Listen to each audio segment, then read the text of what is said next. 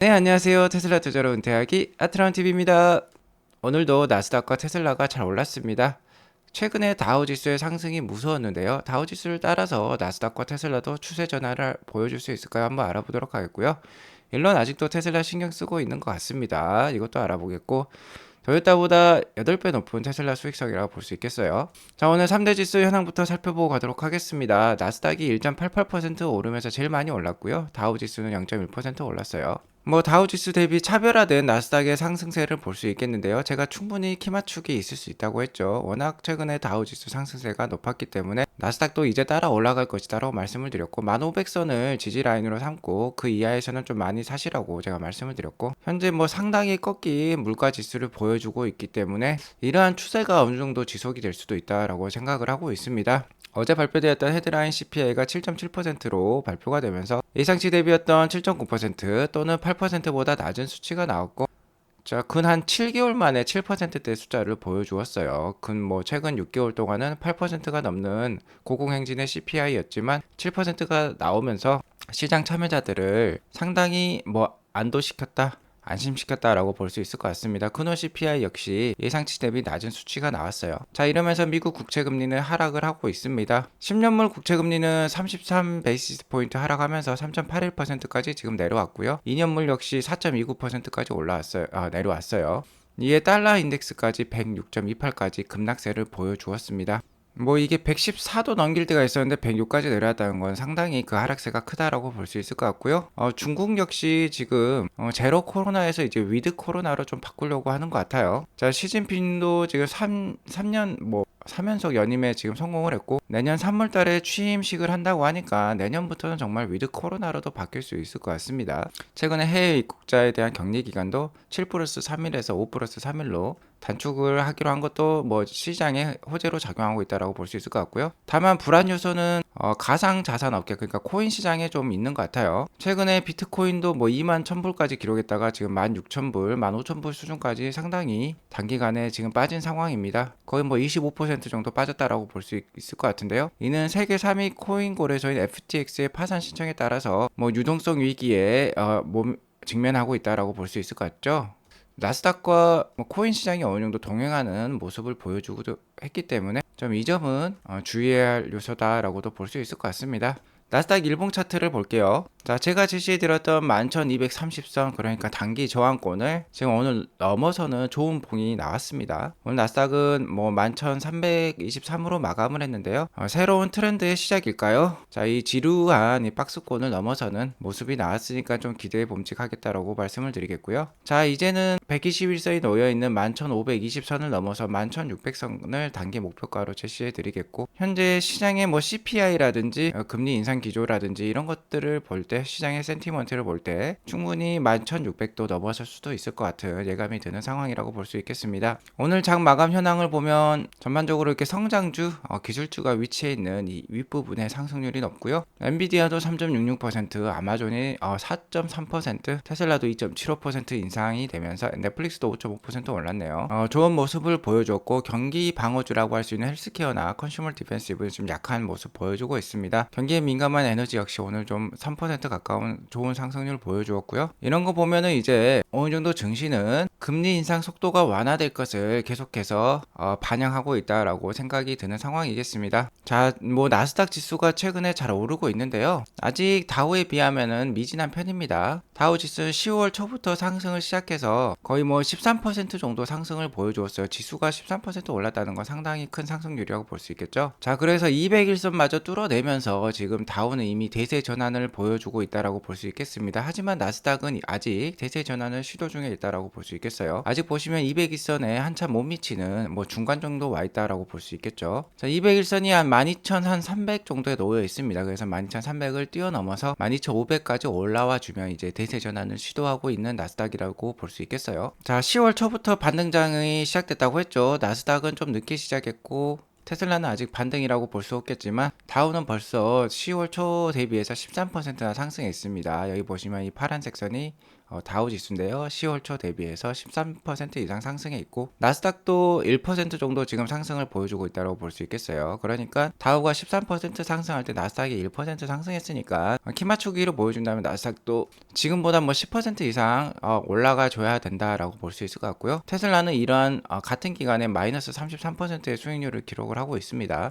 아무래도 일론 머스크의 트위터 인수와 관련된 노이즈가 계속해서 작용하고 있다라고 볼 수 있을 것 같아요. 이 기간에 일론 머스크는 테슬라를 거의 2천만 주 가까이 또 팔기도 했죠. 자, 그렇기 때문에 이렇게 많이 빠졌다라고 볼 수 있겠는데 일론 머스크가 이제 테슬라 주식 이제 다 팔았다라고 하면은 정말 금방 크게 따라잡을 수 있습니다. 나스닥이 원래 1% 상승하면 테슬라는 2% 정도 상승해 있어야겠죠. 베타 값이 2니까. 그러면 무려 한 30% 정도 지금 차이가 나고 있으니까 이런 불확실성만 제거가 되고 4분기 실적이 잘 나온다면 단기간에 뭐 30%도 오를 수 있는 게 테슬라겠다라고 말씀을 드릴 수 있을 것 같고요. 자, 오늘 11월 10일 이제 토요일이죠. 우리 시간으로. 자, 11월 초에 제가 다이나믹 할 것이다. 변동성이 상당히 심하고 하락도 상당히 심할 것이다. 지속 말씀을 드려왔는데요. 자, 이 주간이 이제 끝났습니다. 불확실성이 상당히 많이 제거되었다고 볼 수 있겠어요. 정치적 불확실성이 중간 선거도 제거가 되었고 미국 CPI 지수도 낮게 나오면서 인플레이션에 대한 불확실성도 많이 제거된 미국 증시라고 볼 수 있겠어요. 자, 이제 G20 정상회담이 다음 주에 있는데요. 자, 이런 상황에서 뭐 러시아라든지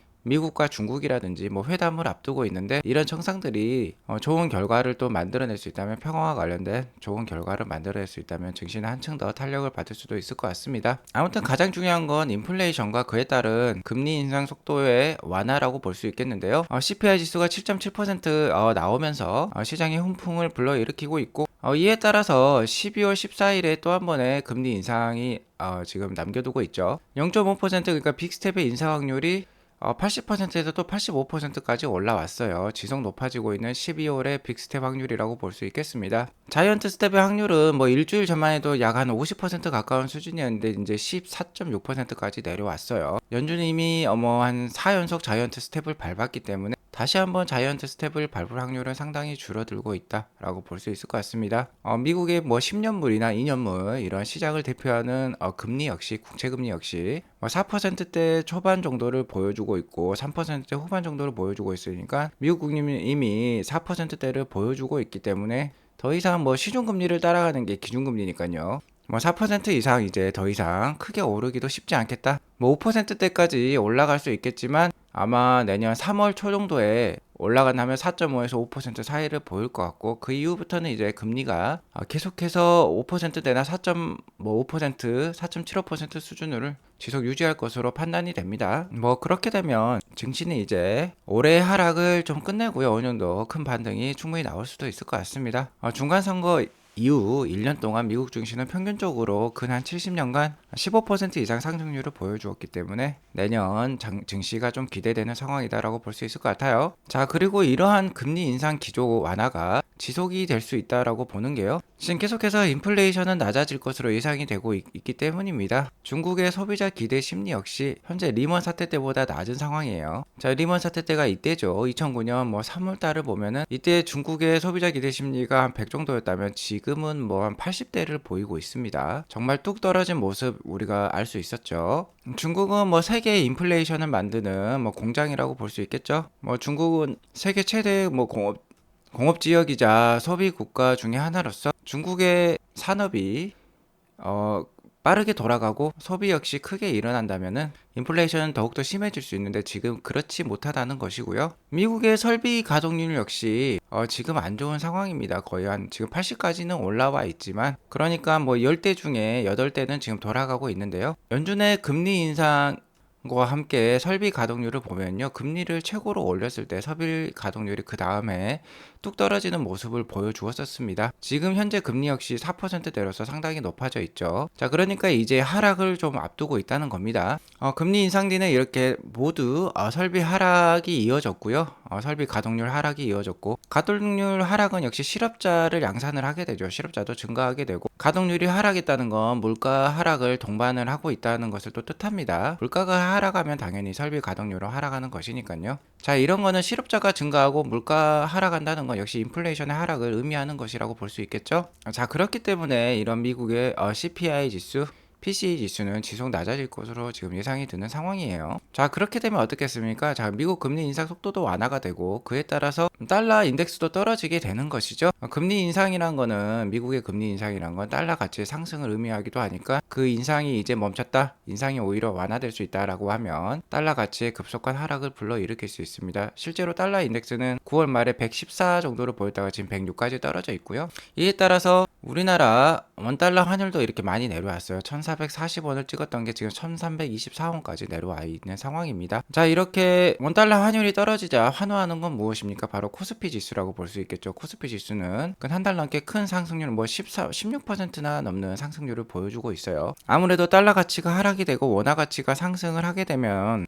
외국인 투자자들의 코스피 투자가 증가를 하게 되기 때문에, 그러니까 원화 가치 상승을 등에 업고 들어오게 되는 것이죠. 그에 따라서 이렇게 주가가 많이 상승했다라고 볼 수 있을 것 같습니다.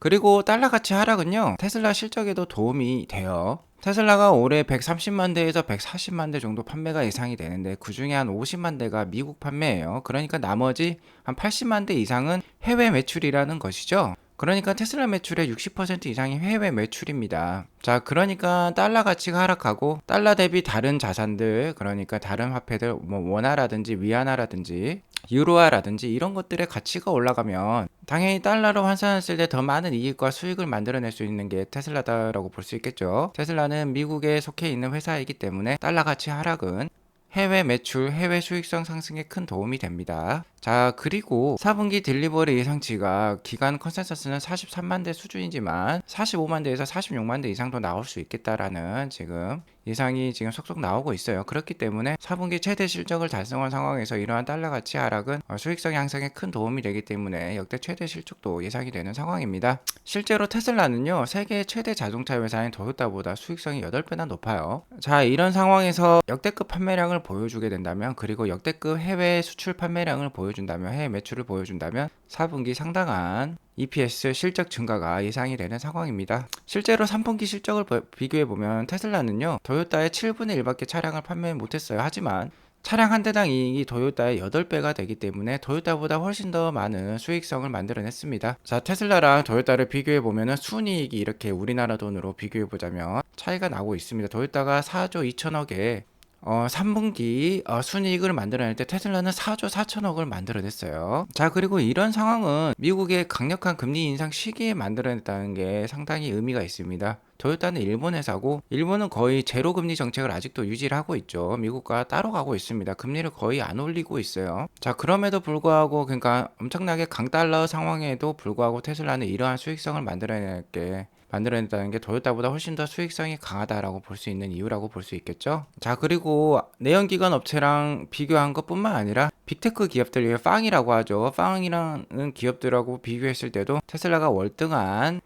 순이익 성장률을 보여주고 있습니다. 3분기 순이익이 구글이 마이너스 27%, 넷플릭스 마이너스 4%, 아마존 마이너스 9%, 메타가 마이너스 52%를 기록하고 애플이 1%밖에 성장을 못할 때 테슬라는 103%라는 순이익 성장률을 보여주었어요. 전년 동기 대비입니다. 그래서 얼마나 테슬라가 잘하고 있는지 우리가 잘할 수 있는 그래프라고 볼 수 있겠고요. 또 다른 그래프를 보자면 테슬라의 전년 동기 대비 매출액 상승률은 40%에서 80%를 기록을 하고 있습니다. 올해 1분기에는 전년 동기 대비 80%를 기록했고 올해 3분기는 2021년 3분기, 그러니까 전년 3분기 대비해서 56%의 매출액 성장률을 보여주었던 테슬라예요. 자, 이런데 더욱더 주목할 만한 부분은 역시 영업비용의 상승이라고 볼 수 있겠습니다. 3분기에 56%라는 전년 동기 대비 매출액 상승률을 보여줄 때 영업비용의 전년 동기 대비 상승률은 2.29%밖에 안 돼요. 자, 매출이 원래 이렇게 늘어나면 영업비용도 늘어나는 게 정상이죠. 그죠? 하지만 이게 거꾸로 가고 있다는 겁니다. 매출이 늘어날 때 비용은 줄어들었다. 이 말이 무엇을 뜻합니까? 수익성이 계속해서 좋아지고 있다는 것을 뜻하는 거죠. 자, 이러한 기준은요, 앞으로 더 지속이 될 거예요. 왜 그러냐면 테슬라는 하드웨어뿐만 아니라 소프트웨어 수익성을 지속 올리려고 노력을 하고 있죠. 최근에 줌 화상의 앱까지 테슬라에 지금 심어놓겠다고 말을 했고, FSD 베타 역시 올해 말에 와이드 릴리즈가 지금 예상이 되고 있습니다. 그렇게 되면 소프트웨어 수익성이 더 올라가기 때문에 이것의 갭은 더욱더 벌어질 수 있어요. 수익성, 매출액은 더 올라가고 영업비용은 더 떨어질 수도 있습니다. 자, 그러니까 테슬라 투자 지금 어렵다고 홀라당 뭐 팔아버릴 때가 아니라는 거예요. 자, 그리고 일론 머스크가 이제 테슬라에 좀 신경을 쓰는 모습인 것 같아요. 자, 먼저 일론 머스크의 트위터 프로필을 살펴보도록 하겠습니다. 자, 어제까지만 하더라도 일론 머스크는 자기 어렸을 때 전화 받는 사진을 이렇게 보여주면서 나는 트위터 CS 요원이다, 상담원이다 라는 듯한 그런 프로필을 제시를 했었어요. 트위터에 불만 있으면 나에게 얘기해라, 내가 다 고쳐주겠다 라는 듯이 홍보를 하다가 지금 이렇게 뭐 강력한 장군과 같은 사진으로 바꿨습니다. 자신의 헬로윈 의상 같은데요. 그리고 이 밑에다가 뭐 아무런 닉네임을 달지 않았어요. 여전히 뭐 트위터에 신경을 쓰고 있겠지만 트위터에 홀라당 빠져 있는 것은 아니다 라는 듯한 의미를 내포하고 있다라고 저는 생각을 하고 있습니다. 자, 그리고 오늘 로이터 통신에서 또 이상한 퍼드를 만들어냈어요. 뭐 정말 로이터 통신은 좀 믿을만하지 못한 것 같습니다. 로이터 통신이 어떤 테슬라 관계자를 아는지 모르겠는데 뭐 항상 2명을 알고 있다라고 얘기를 하고 있어요. 그 2명이 계속해서 소스를 주는 것 같은데, 전에도 테슬라의 4분기 실적이 딜리버리가 49만 대에 이르를 것이다 라고 테슬라를 잘 알고 있는 2명의 관계자로부터 뭐 얘기를 들었다고 보도를 했는데, 뭐 기관의 컨센서스는 지금 43만 5천 대니까 상당한 갭을 보이고 있다라고 볼 수 있겠죠. 아무튼 로이터 통신은 지금 믿을만하지 못한 상황인데, 이 상황에서 또 이상한 뉴스를 또 만들어냈어요. 자, 기가 상하이가 당연히 미국의 프리먼트 공장보다는 비용이 낮게져 코스트가 낮은 상황인데, 현재 중국 로컬 수요가 생산량 대비 딸리기 때문에 테슬라는 기가 상하이, 그러니까 중국산 테슬라를 지금 미국에도 수입해서 팔려고 생각 중이다라고 발표를 했는데요. 일론 머스크는 이게 거짓이라고 한마디로 함축을 했죠.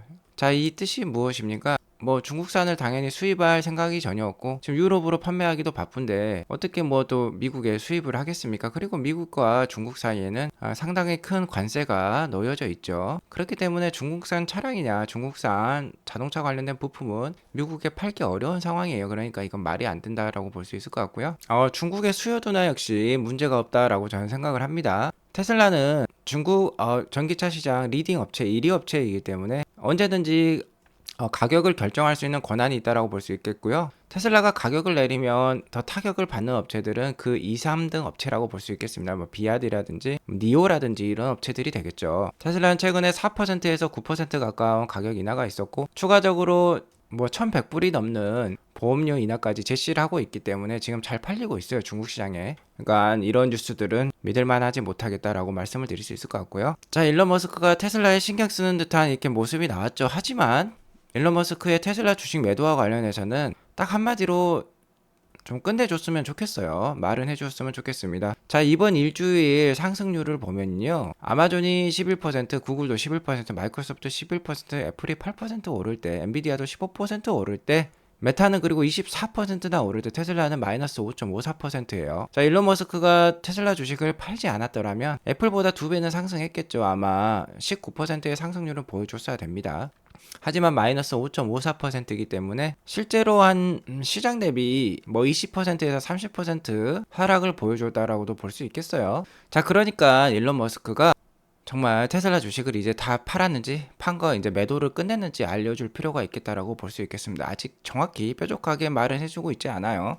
이렇게 되면 계속해서 테슬라 주식의 불안 요소로 남아 있겠죠. 아무래도 신용 등급도 이미 상향이 되었고 지금 매크로 컨센서스도 인플레이션 인하, 금리 인상 속도 인하에 대해 지금 포커스를 두고 있기 때문에 지금 굉장히 좋아진 상태라고 볼 수 있겠어요. 그렇기 때문에 테슬라 관련해서 일론 머스크가 이제 매도 다 했다, 아니면 좀 더 매도할 건데 그렇게 많지 않다라는 듯한 의미만 얘기해 준다면 기관 투자가들의 매수세도 들어오면서 상당히 상승률이 클 것으로 생각이 듭니다. 자, 아무튼 내년에는 좋은 호재들이 많으니까요. 뭐 7,500불 EV 크레딧, 테슬라 10 빌리언 바이백, 사이버트럭 런칭이라든지 이런 좋은 소식들이 내년에 많으니까 내년까지 기대감을 가지고 계속해서 좋은 투자 이어나가시면 좋겠습니다. 오늘 이것으로 방송을 마치겠고요.